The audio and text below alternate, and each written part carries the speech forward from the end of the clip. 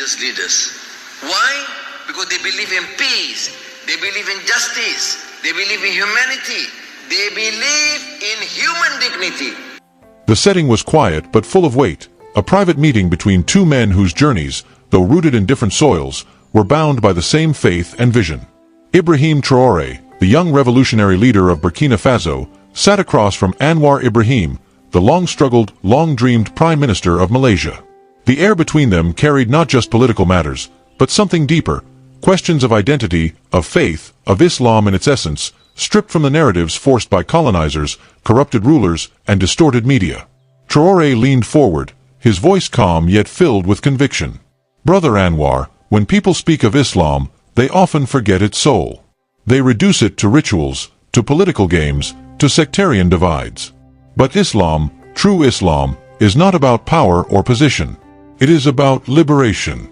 Liberation of the mind, the body, the soul. Liberation of nations from chains of injustice.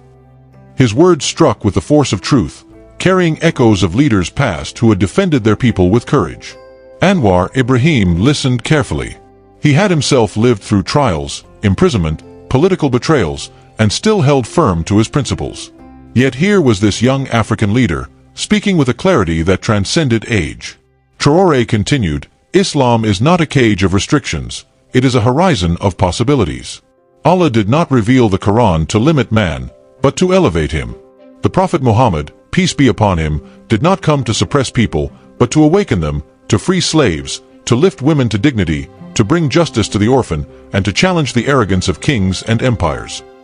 The words hung heavy, and Anwar's eyes reflected recognition. Traore's voice softened, as though he spoke not just to the Malaysian leader, but to all who had been misled by the way Islam was framed. For too long, Islam has been presented as either a weapon of extremists or an ornament of rulers. But Islam is neither. Islam is balance, justice, knowledge, and light. It is the rope that ties the farmer in the Sahel to the scholar in Cairo, the student in Kuala Lumpur to the shepherd in Timbuktu. It is a river flowing from the same source, quenching every thirst with truth. He paused, allowing silence to press meaning into the words. Brother Anwar, when you speak of reform in Malaysia, I see a parallel with what we fight for in Africa. You fight corruption and oppression in your land. We fight the same forces here. But the root of all oppression is the same.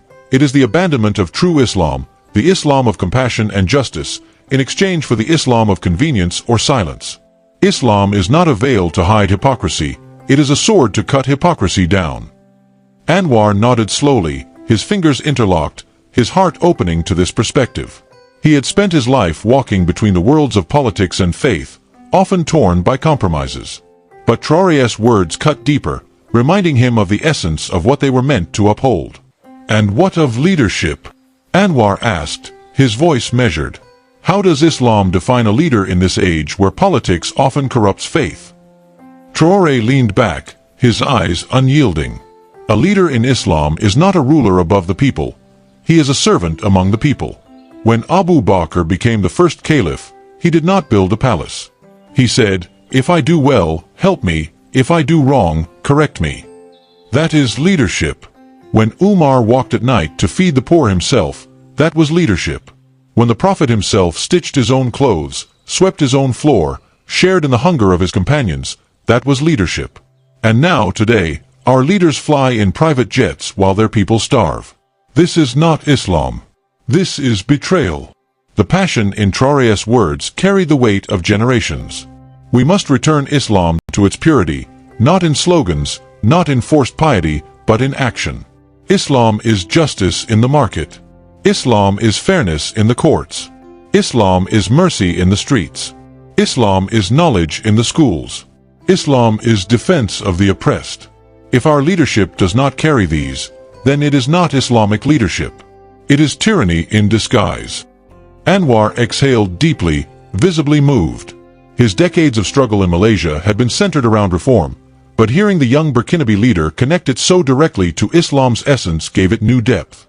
And yet, Anwar said softly, many fear Islam because of how it is portrayed. How do we change this perception? How do we show the world that Islam is not terror, not backwardness, but the very opposite? Traore's eyes sharpened. We do not beg the West to change their view of us.